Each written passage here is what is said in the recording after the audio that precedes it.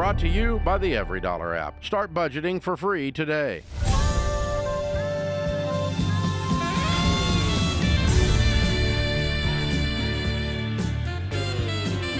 Live from the headquarters of Ramsey Solutions, it's The Ramsey Show, where we help people build wealth, do work that they love, and create actual amazing relationships. Thanks for joining us, America. Ken Coleman, #1 best-selling author, host of the Ken Coleman Show on the Ramsey Networks, and Ramsey Personality is my co-host today as we talk about your life and your money. The phone number is 888-825-5225. Caroline is with us, and Carolyn is with us in Washington, D.C. Hi, Carolyn. How are you? I'm doing great, Dave. Thanks for taking my call. Sure. What's up? My question today is about spending a lot of money on a big trip for my family. Cool. Sounds fun. Yeah. Do you have a lot of money? That's the question. I retired last year, and I feel like I'm doing pretty well. I guess the question is, if I don't have all the money saved, is it okay to take it out of retirement? We're going to Disney for my whole family, and it's like 20 people. And you're paying for the whole thing? I'd like to. Okay. It's for my retirement. And how much do you have in your nest egg? About $1.1 million. Okay. And so you're going to spend, what, $50,000? Right. I think I'll have about 30,000 saved by the time we go. And we live on my pension. My husband and I live on our pension and his Social Security. So I haven't taken any money out of there, and I don't have any debt. How old are you? Or anything. 62. Yeah, I think you ought to do it. You do, even if it's a lot of money? Yeah, it is a lot of money. But you have a lot of money. You're a millionaire. Like You're a millionaire. I know. I just don't spend like that. It's really hard to spend. Well, that's money. how you got $1 million, and I don't think you're going to do it again. And the reason I don't think you're going to do it, I don't think you're going to do this every year. This is probably a one-time hit. And by the way, your 1.1 million, if it's invested in good growth stock mutual funds, it should make another 100,000 this year that you're not going to use because you live off your pension, right? Right. So it'll be 1.2 million. So you're spending some of your income. Okay. You're not actually spending out of the nest egg. Does that make sense? Right. Yeah. Well, I mean, it feels like if I'm taking it out of there, you are. I will end up taking it out of there, some of it anyway. Yeah. I mean, if you take $20,000 out and you save 30 and you spend 50, that's a lot of people and a lot of Disney. But that's your choice, and you live like no one else, so that later you can live and give like no one else. Here you are living and giving because you're having your family go, but it's something you get great joy out of watching all those little kiddos run around Mickey Land. That's right. Yeah. That's right. I took the whole stinking bunch on a Disney cruise one time. The whole bunch, the whole family, and and they all loved it. I hated it. Yeah, but they loved it. Well, it's a one-time thing. My job was to pay for it and be quiet, and let them enjoy it and not ruin it with me being a grouch. But it was Jesus Christ. Did you wear the Mickey ears? No. I would have forced that on you if I'd have been a part of the Ramsey family, but that's, it's just not my gig, okay? I'm sorry. But that's a lot of small humans, may or may not have bathed well, trapped on one boat, okay? That's all I'm saying. And so, including the ones we brought with us. And so they're no exception. But anyway, it was fun. They had a blast. We've got great pictures with every freaking princess that ever was a princess or thought about being a princess, and every character. And Rachel Cruz was in heaven because Disney's her thingy. And so she probably instituted this whole thing and talked me into paying for it. I don't know. But promise you. Have fun. Have fun. Yeah, have fun. This is what you've worked for. Go do it. Enjoy it. And don't think a thing about spending too much money, because it's not too much. That's right. You probably don't need to do this twice a month, but but if you do it once and it's a big one-time celebration, you're going to be in great shape. You've done a wonderful job handling money. You're millionaires. I'm so proud of you. Congratulations. This is why you've done all that stuff, to get to do this with all the grandbabies and the great grandbabies or whatever it is that all these people add up to be in your group there. Have a blast. Yeah, I was just going to say that I would stop thinking about how much you're spending because you've just walked through it with Dave. And this is a priceless memory. If you make it to a grand old age, and we hope you do, this will be something that you will think about and reminisce about for a long time. And I don't think you can put a price tag on it. And I think this is a great decision. Go and have an absolute blast. Yeah, absolutely. Get a couple extra toys. It's why you do that. And pay extra for the front of the line passes. Yeah, do that whatever too. the crap it is. What do you call that stuff? Fast pass? Is that what it is? I don't know. There's actually a couple levels to that. There's a fast pass. Take the top level. Take the top level. Yeah. Do not, if you're going to spend that kind of money, do not be inconvenienced by the other people that are there. Yeah. Nobody wants to stand in line for the log ride or whatever that thing is. You and I are the worst possible people to ask these questions to. It's too bad our resident Disney expert, Rachel, is not here today. We should have phoned her. We should have phoned a friend. Phone a friend. Yeah. Phone a friend. Yeah. Arnold's with us in Baton Rouge. Hey, Arnold, how are you? Hi. Better than I deserve. Good. What's up? I have a question. I'm 24. I've been out of college for a year. My wife is 21, and we own a house. We're both engineers. I make 85, and she makes 93. And we got one of those FHA loans for our mortgage, and we put 3.5% down, and I'm trying to at least get to that 20% ASAP to get rid of the PMI. We're a little over $270,000 left, and we're putting in an extra $1,100 a month in principal only. Rock and roll. How can I help? So we're at 6.5% right now. I'm wondering. I hear these rumors that the mortgage rates are going to go down later this year or later on, and I know you can refinance, but like, what's the rule or your guidelines for that? Just a break-even analysis. It's a break-even analysis. And so let's say that rates dropped from yours is 6.5. You said. Yes, sir. Let's say you could get a 4.5. That's a 2% spread, and let's say you got 200,000 by then still outstanding. So 2% of 200,000 would be $4,000 a year you would save. Right? Okay. And if your refinance cost is $8,000, how long at $4,000 a year savings does it take to break even? 2 years. If you're going to be in debt long enough to break even, then you would talk about refinancing. Okay. And you could do it on 1%, you can do it on 0.5%, but obviously at 0.5%, it's going to take you 7-8 years to break even, and it's probably not going to make sense. But anywhere from 1% north of their savings, you can start running the calculation. But it's simply take your savings annually and divide it into the closing costs of the refinance. And that's how long it takes you to get back to even for having refinanced, and then everything from there is gravy on the biscuit, right? That's a break-even analysis, and that's how you would do it. That's how you decide. But obviously, we don't have to worry about that today. This is The Ramsey Show.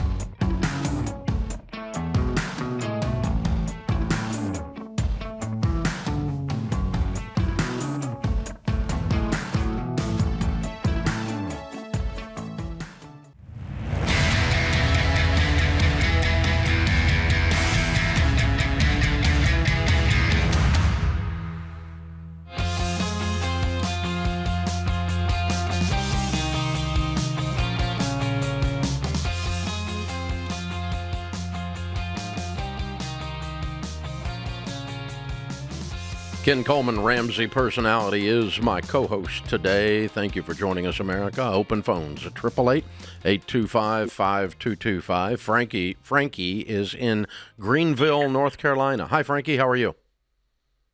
Hi, Dave. I'm good. How are you? Better than I deserve. What's up? So I have a pretty straightforward question. I talked to my dad yesterday, and he wants me to pay for his life insurance policy. He said I should think of it like an investment, and he doesn't want to actually pay for it himself. So I just wanted some advice on maybe how I can talk to him about paying for his own life insurance, or should I pay for it myself? That's so weird. Isn't it? Yeah. When you heard that, is. you had to go, say what? I don't know if you said it out loud, but you said it in your head, didn't you, Frankie?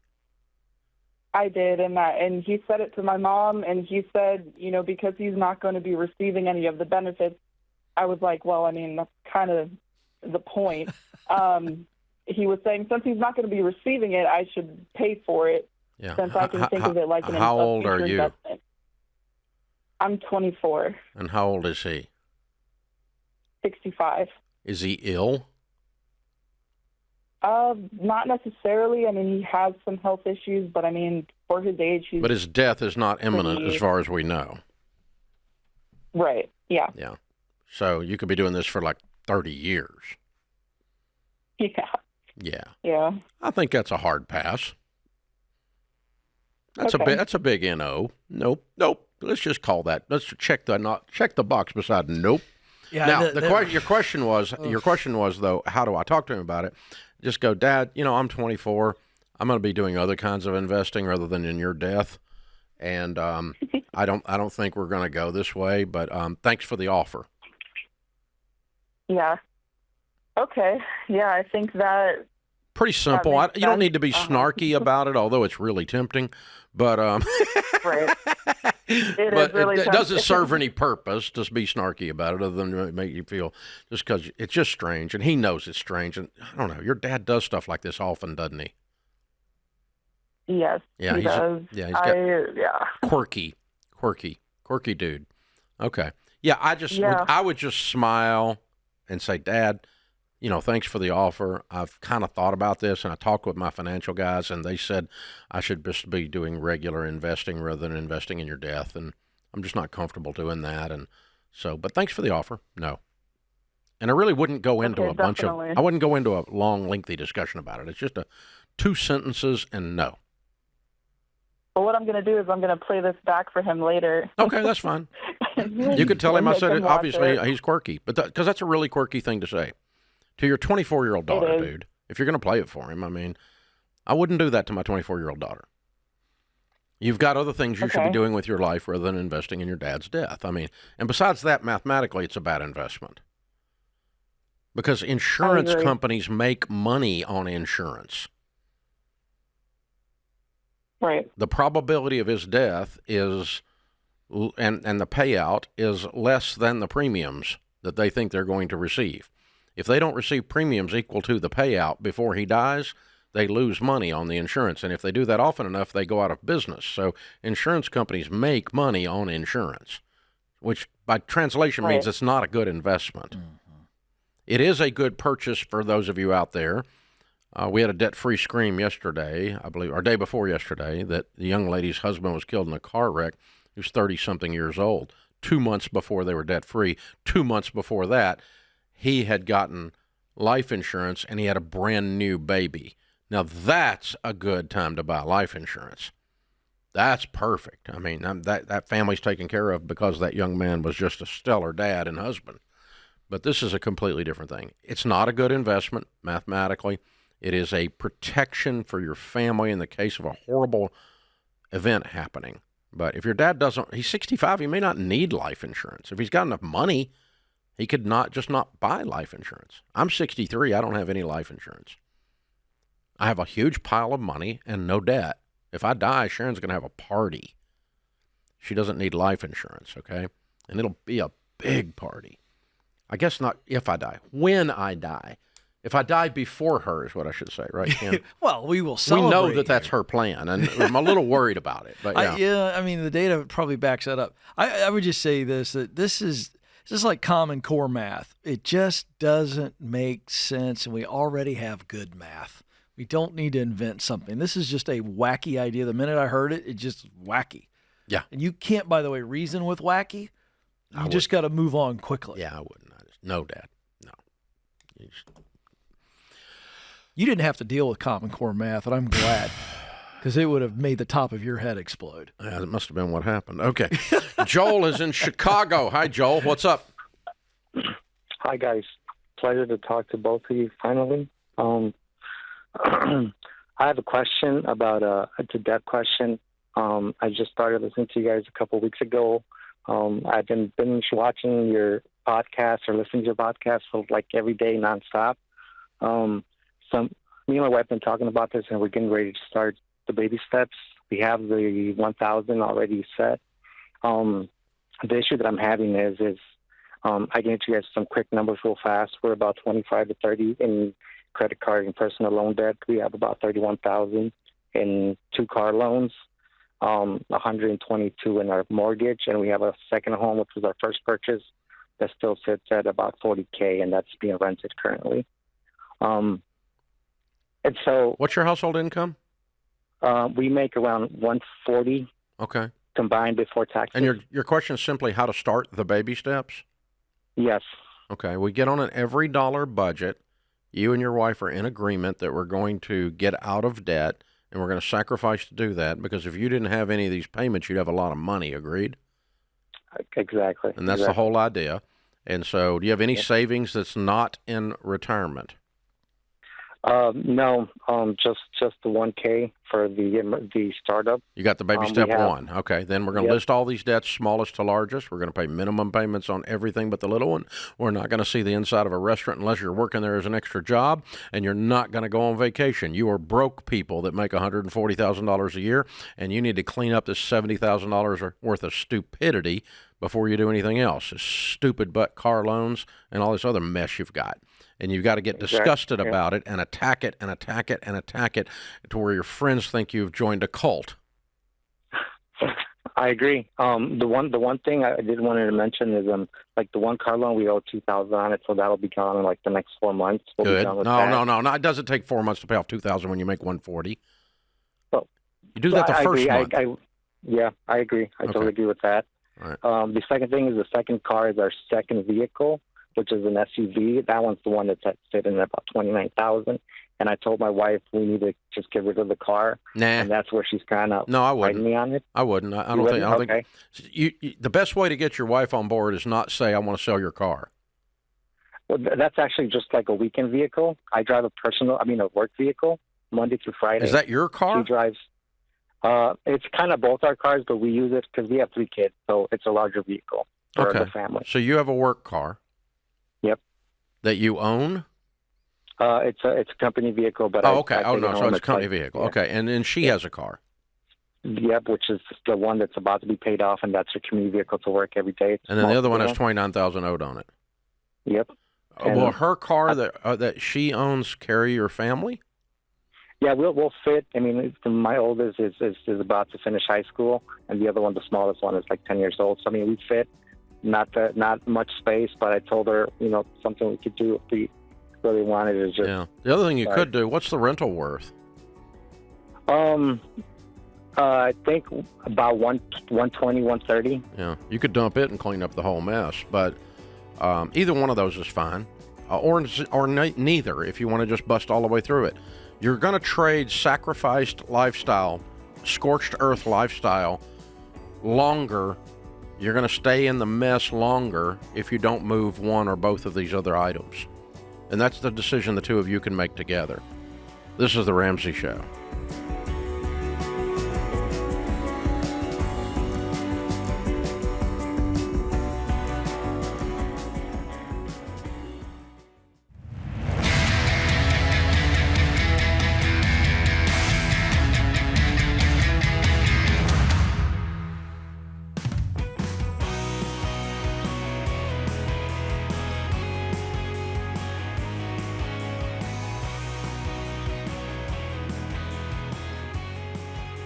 Ken Coleman, Ramsey Personality, is my co-host today in the lobby of Ramsey Solutions, and you can join us there anytime you'd like. The coffee is free, and the homemade cookies are free, and you can watch the show from 1 to 4. The coffee and the cookies are worth the price. The show's questionable.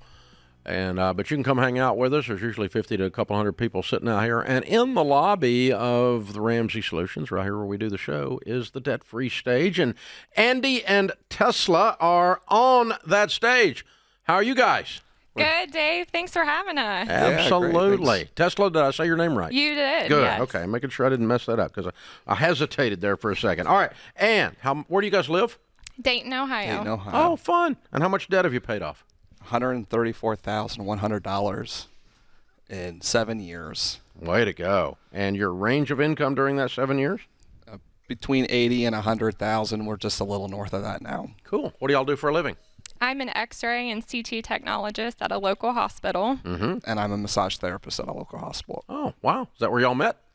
No. Nope. Okay. We met through high school. We're high school sweethearts. Oh, so. fun. That's fun. Fun. So 7 years, $134,000 in Dayton, Ohio. Would that be your house? This would be It's our our house. house. You paid off your house? Yes. Yeah. Looking at weird people. We're weird, yes. Yeah. How old We are you embrace it. two weirdos? I'm 33. And I'm 36. And you have a paid-for house? Paid we for haven't house. paid for a house. Wow. What's this house worth? Anywhere between 225 and 250. Excellent. Excellent job. And how much have you guys got in your retirement nest egg now? Close to 200. We were hoping to hit that goal at the end of the year here. 200,000. Okay. So you're gonna bump up about $500,000 towards the net worth, right? Yeah. Gonna be So- millionaires soon. Yeah, we're almost halfway there. Yeah. Way to go. I mean, easily by the time you're 35 or 40, you'll be millionaires. Yeah. Way to go, you guys. Yeah. Awesomeness. We're I'm pretty so excited proud about of that. you. Yeah. So what happened 7 years ago that made you decide you could and should pay off a house? Yeah, so before we got engaged, he told me to read your books because he had already read them. And then we got married, and then we did the financial peace course. Yeah. And we originally paid off $46,000 in 12 months and 1 week when we got married. Yeah. On those And were we- on student loans. Student loans. Good. That was in 2015. We got married in 14. So you worked the plan right up the baby steps. We just did the Yes. baby steps, and we had some hiccups along the way. It wasn't perfect, but you know, we did it to the best of our ability. And when we got the house, you know, we wanted to have children, and it was get a house. We didn't want to have them in this little apartment. Sure. And so that's where it got tough for us. We couldn't have children easily, and we didn't keep track exactly, but we spent between $8,000 and $10,000 with fertility treatments over about a course of a year. So we weren't focused on the house at that time. We were just trying That's to. fine. That's perfect time to do it. And Yeah. that's exactly what we'd listened to your show and you'd advised others to do. And then it was, we were told we could not have kids naturally, that we needed to go through IVF. So we were not taking out a loan. Nope, we weren't about that. No. So we saved up the money that we needed, and we were planning to do IVF July of 2020. And I got pregnant naturally with our first one. So all the Got money, a signing bonus. Yes. It was fun. So all the money that we saved up went to our Yeah. house. I love it. As soon as we had the first one, then we wanted to make sure everything was okay we with were him. good. Yeah. And then, we had Yeah. another one, and we held on to it for a little bit there. Yeah. And then right after we knew, we, like you say, have a healthy, happy home, Yep. we went ahead and did it, and we were done. So I love it. Way to go, Yeah. y'all. yeah, That's it a was- great story. Yeah, it was- yeah, thank you. Thank you. I think I know somebody else that happened to. Yeah, it's exactly right. Our youngest daughter, same situation. Doctor says it's not going to happen. We pursued adoption, and then Adopted two kids. adopted two boys. And when we brought the second one home, he was 12 days old. We found out Stacy was pregnant. So we went from 1 to 3 in 9 months. I don't recommend that at home. But I got to ask you this because this is a really unique story. Yeah. And I think it'd be fun for young couples your age, some younger than you, some your age. Why? Now on the other side of paying this house off. I mean, they hear us talk about it. Why should you does pay it, off your yeah, house? why does it matter now? What's it feel like? There's two good reasons right there in Yes. our little sons there, Eli and Isaac, and you know, it was just something we've kind of manifested as we got engaged and as we got married, and something we've just always wanted to do, and be in a situation where we can control our own destiny. Somebody else isn't controlling it for us. You make $100,000 a year, you got a no payment in the world. Yeah. Yeah. And then I hope she's okay with this, but she's getting her master's degree in September. Yeah. And so she's going to have a master's in healthcare admin. So What you will know, that do for your income immediately and then even long term? Do you have an idea? Right now I'm kind of staying put, but if something, opens up, it will just increase our income. It'll just be a nice cherry on top. And the nice thing about it is my work is very helpful, so they've paid for most of it. So there's just a 2-year deal with that, but that's taken care of. Even if she wants to leave, we can pay for it right now. So we've got it there, and it's just holding it. See, okay, here's what I want everybody to hear. How carefree you are with going, if it doesn't, I do this. And see, the whole thing on this is freedom. That's it. That's the play. You guys can kind of just make your own decisions. I love that answer. That's what I want people to hear. Yeah, and you're so relaxed, by the way, and you share all these options. And it was challenging. It's challenging, but you can do it. When the brakes go out in the beater car and the KFC, you're using the e-brake to get through there. You're like, hey, we got to get that next car. It's like we don't want to be back in those positions. So that's great. Yeah, it's been a lot of fun along the way, and we laugh a lot. We argued. The other big tip that I listened to your show when we were in our apartment, we sat across from each other doing the budget, and it was miserable. And I remembered you saying you say about sit next to one another.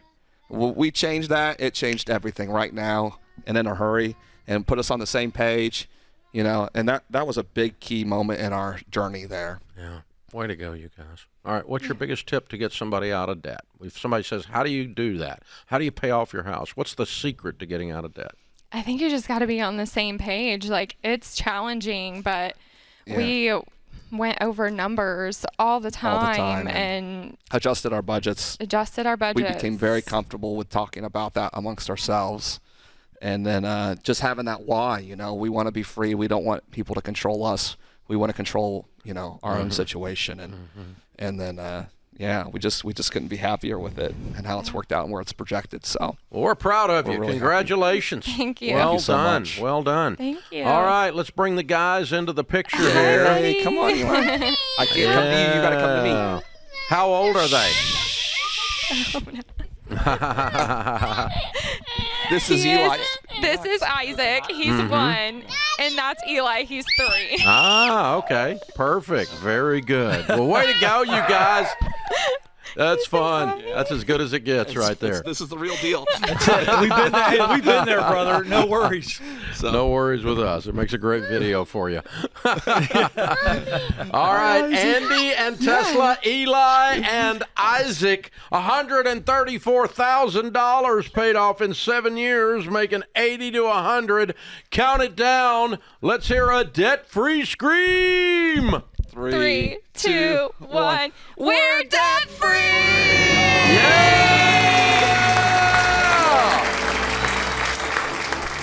And those 2 little boys don't even know how big a hero that mom and dad are. They've changed their whole family tree. I mean, they're going to be 35, 36 years old millionaires. They're already half millionaires and make 100. They have no payments in the world. They've set themselves up to take care of themselves, those little boys, and anything they need to do in the future. Yeah. So well done. Yeah. Such heroes. Yeah. People, when you take control of your own life in a culture that has told you that you are a victim for everything, when instead you decide, I'm not going to be a victim, I'm going to be a victor. When you take control, we immediately at Ramsey label you hero. Because you're standing out, you're standing up in a culture that's lost its backbone. Stand up and stand out. Do it. Time to be a hero, boys and girls. Got little boys like that need heroes in their lives. This is The Ramsey Show.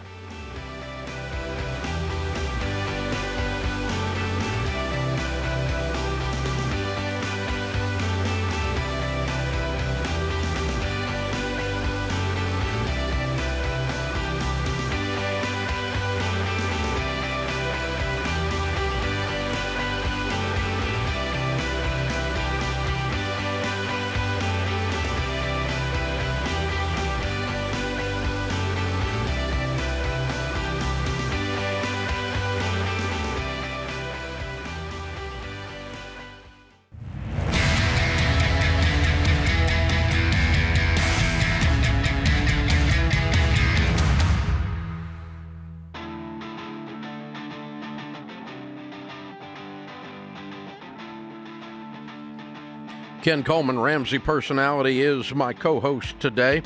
Thank you for being with us, America. If you want to help us out, we could use your help. You are our best marketing agent. And you do that simply by clicking follow on the show or subscribe, depending on the platform you're on. And some of the platforms allow you to click a share button and you can send the show to a friend. And you ought to do that, or just cut the link out and send it to a friend. Or if you're listening on talk radio, tell them where you listen and, hey, that show's on at this time, and send them over there. So sharing and subscribing and following, those change the algorithms on all these platforms, and they make them push us forward. And it's working because our numbers are way up, and the number of you out there is way up. So thank you. And the 5-star reviews help as well. Ken Coleman, we are going on a cruise. That's right. I've gotten my suntan lotion already. The Live Like No One Else cruise. If you are baby step 4 or beyond, that means you're out of debt and have your emergency fund, everything but your house, you're out of debt. Then you're working on you're in a different range there. If you're in those first 3 things, you shouldn't be going on vacation until you get your emergency fund and you're out of debt. We tell you that, so you don't go on the cruise with us. But if you're baby step 4 and beyond, we would love to have you. It's almost sold out. It is March the 22nd through the 29th of 2025 on a Holland America ship that is almost new. It's a fabulous, fabulous ship, and we are really excited. We're going to Turks and Caicos, St. Thomas, Puerto Rico, the Bahamas. All the Ramsey personalities will be on there, including me, all week. Plus, we will have Grammy Award-winning, Dove Award-winning Stephen Curtis Chapman with us. And plus, we will have Dina Carter with us. Remember Strawberry Wine? A famous Nashville musician. She'll be with us. Several comedians and other things hanging out with us. It's going to be a fabulous week. We're going to be doing events that are Ramsey unique events. This ship has never seen anything like you people and us. When we get there, we're going to take over the whole thing. The whole ship is us. Nobody else is going to be on it, but you're trapped with Ramsey people the whole week. It might be a way to kind of get a spouse going, but you need to be on baby step 4 and beyond, right? Wow. So there you go. All right. I like that idea. A little motivation. Yeah. Okay. Ramsey personalities. It's the Ramsey cruise, the Live Like No One Else cruise, March 22 through 29. Now, cabins are rapidly leaving. We've only had it up for sale for 4 or 5 weeks, and it's going to be sold out very soon. So if you still want to go, you can put down as little as a $600 deposit and normal cruise routine on all that. Just go to ramseysolutions.com/cruise, and you can join us for Turks and Caicos, St. Thomas, Puerto Rico, the Bahamas. I promise you we're going to be doing a lot of fun stuff, a lot of special events that are just with you and me and Ken and you and so forth on the show. On the ship. So don't miss this. ramseysolutions.com/cruise. I need a little whistle behind that. Yeah, there you go. All right. Sarah's in Fort Collins. Hi, Sarah. How are you? I'm good. How are you guys? Better than we deserve. What's up? Okay. So my question is, I'll give you the question and I can give you some context. My question is whether or not we should look at buying a home next spring, probably a little after the new year, or if we should continue to rent. So we sold both our primary home and a rental property in January of this year to help us get out of debt faster.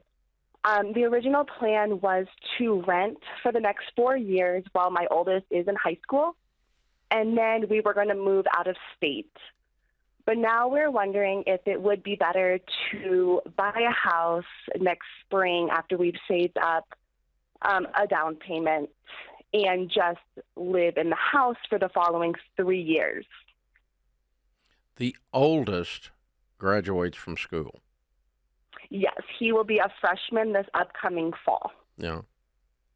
And so you're willing to move the other kids, but you're not willing to move the oldest. Yes, so we would have a very tight window between the oldest graduating. The reason we're not moving before is because I have shared custody of him, and we can't move.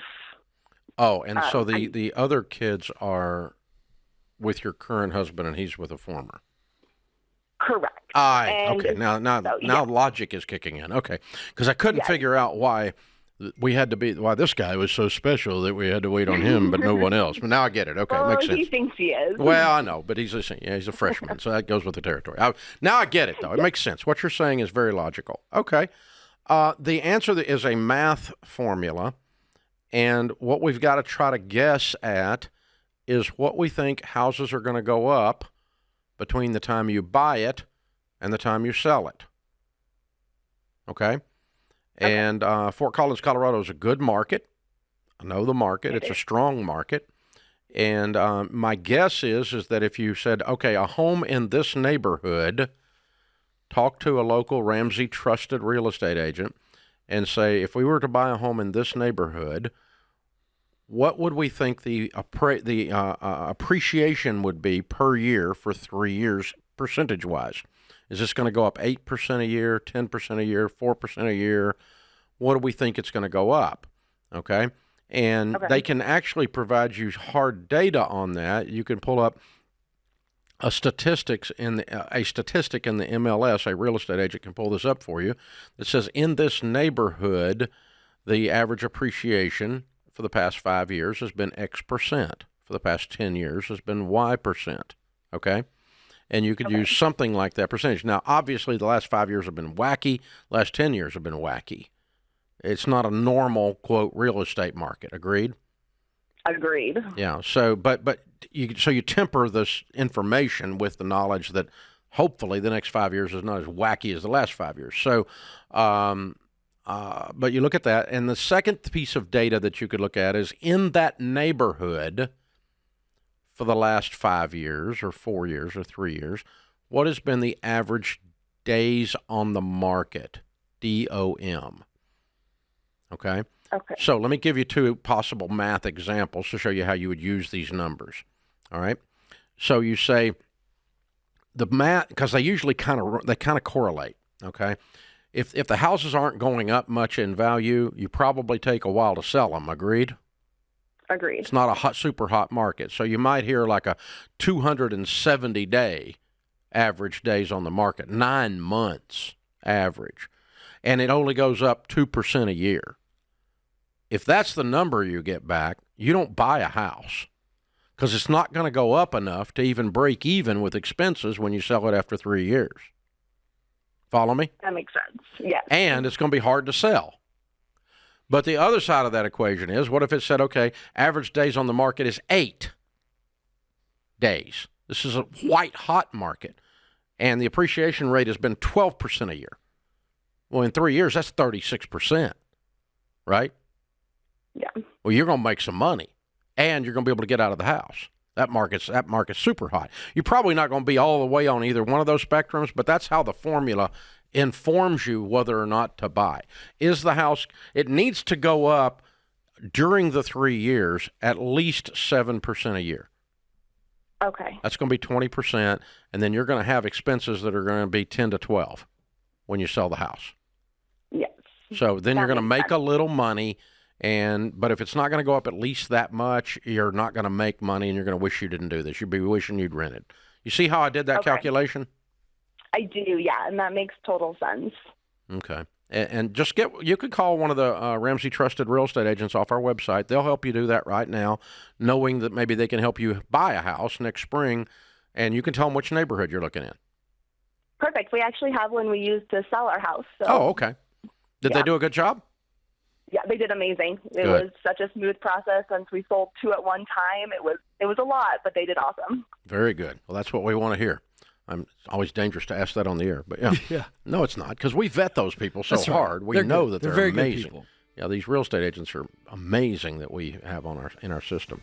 So, folks, that's the thing. If you're moving into, I'll tell you where that formula comes up for a lot of you out there, is if you're military and they move you every 2 years, that just means you're not buying. Because when you run this formula on a 2-year, very few markets are going to make sense. It means you're renting. If the military is going to move you every 2 years, you're probably a renter. And that's okay. Just be piling up cash to buy when you get out of the military.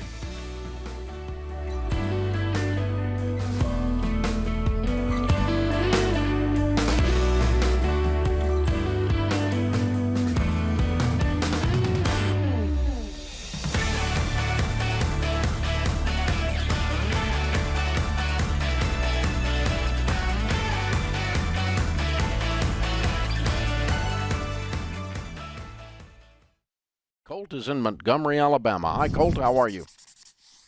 I'm doing well, Dave. Thank you. How are you? Better than I deserve. What's up? Well, first I'll start out. I'm absolutely emotionally, mentally, in almost every way, fashion exhausted financially. I read your book in 2018 when I was on my last military deployment. I'm actually active military. I've been in 10 years now. Thank you for your service. Thank you. I appreciate it. So read your book, got motivated, started following your steps, paid off almost $40,000 in debt in just the first 9 months of being on your plan. Then in 2019, I thought, well, I'm in a better position. I'm going to buy a fixer-upper house. I can do all the work myself. I'm blue-collar, old farm boy. Thought I could take care of it. Well, 4 months later, military dropped me orders, and I'm stuck with this house, and I'm like, I can't really rent it out in this status. So I made the dumb decision and panicked and put a whole lot of work into the house on credit cards. And the last 2 years, I've just been treading water. The tenants that I had in it for 2 years trashed it. So all the work I put into it pretty much was just undone. And then I had thought really passively last summer about selling it because the market's hot. But then I thought, no, I'm still not ready to part with it. It's an investment. I'll get a roommate that's a best friend from another state, move him, and he was happy to move in. And then we walked in the door and went, oh, my gosh, this house. So no, I'm sorry. What's wrong with the house? They were showering without a shower curtain. So the deal this week is the wall in the bathroom buckled inward. So I spent 2 weeks of PTO or leave. I completely gutted and raided the bathroom. Every blind in the house was gone, just the filth. This is the roommate? No, this is was their not renters. the roommate. This was the tenants. Oh, that's These when are you the discovered renters. the tenants. Okay, so then you panicked and you've been on credit cards and you built it back, right? So what kind of condition is it in today? It's in a position where it still needs paint. Kitchen's still a mess. But, I mean, it's livable. Mm-hmm. But what do you owe on it? $140. And how much credit card debt did you run up? $35,000. What would it sell for today as it sits? Talked to a realtor the other day. She said probably around $230. Sell it. You would sell it? There was nothing in your conversation with me that sounded fun so far. You suck at this real estate thing. Yes. Everything you've touched has turned to poop on this, man. Yes. Get rid of it. And there's nothing here fun. I've been working in addition to school. When in I addition said to military, that, you breathed better. I know. When I said sell it, you went, thank God. Hey, and dude, listen, you and I could probably talk for an hour. You and me and Dave could talk for an hour. You got other stuff in your life going on, don't you? Yes. Way too much. And you're running 10 years on deployment return and deployment return. And I hear your voice is crackling. You're fried. Is that right? Yep. I am, especially after last week. You've got to get some margin. Yeah, you get some stuff off your plate. Even if that means go live on base, go rent. Yeah, fire yourself from anything you can to make your life simpler. I really needed to hear that because that's what I told myself when I was driving home. I said, I've got to make my life more simple. Calm. Like almost boring. You need some boredom. Go talk to a counselor. Yeah. Go take up fishing. You got to find some people. Go hang out with some people that aren't in the mental. Desperate enough to take up fishing. Well, I was going to say golf, and then I thought I love him. He loves our country, so I don't want to encourage golf. But hey, look, you got to get some friends. You have to. Your life has been living you for a decade, and it's been one of service and one of a lot of trauma and a lot of exhaustion. And this real estate thing is just one more chapter. Yeah. Where it's riding you, you're not riding it. So I'm not telling you to get out of the military. Just keep doing what you're doing, but you got to create a life. Like, okay, now I got to crest this wave. Kind of like Dave is a great ski instructor, and when you first start skiing and you're sitting in the water and you come out and it's just blasting you in the face, eventually you can stand up and you crest and you get on top of that thing. Boats still going the same speed. Right. Everything's still going the same, except you're on top of it. That's what we're talking about, and that talks about that's you backing up and deciding I'm going to do some things in my life differently so I can be well. What else can you fire yourself from?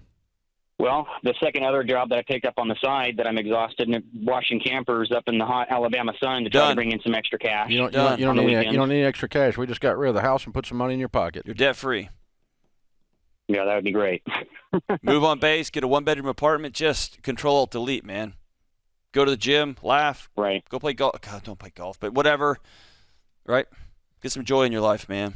You've worked too hard and you've given too much of yourself to continue to run like this. Go to the range and drop 1,000 rounds down range. That's stress relieving. Now we can both agree on that. That's stress relieving. Okay, and the government will pay for it. The only other question I have though is just my roommate just moved down. Best friend moved down just in February. I'm still trying to figure out how I hand him a little bit of a check when his house sells. Hand him a little bit of a check. Give him $5,000 and say, "Go get a No, place." give him. If you gave him $1,000 and said, "I'm sorry, I got to get out of this. This is killing me." The $1,000 is just to say, "I'm sorry." What would he say? Okay. He would, as good of friends as we are, I think he would be perfectly fine with that, but it's still just the emotion. Like, I feel like I failed him. You didn't feel nobody. So there's that's how I feel about it also. So there's that part of it. Well, it's why you serve in the military. You're a man of honor. Yeah. Yeah, you did fail him, but it ain't near as big as it feels like inside of you. In other words, no big deal. Okay? If his life was all hooked up, he wouldn't have come. Right. It isn't like you disjointed some guy from his medical degree. He didn't have nothing to do anyway. That's why he lives in your house. Yeah, give him $1,000 to say thank you or I'm sorry or whatever you want to call it, and call that honor, and it is honor. And help him some other way if you can without signing up for some extra job. Quit washing campers. Go put 1,000 rounds downrange. Get yourself in a simplified life, boring life. And I'm going to send you a copy of John's book, Own Your Past, Change Your Future.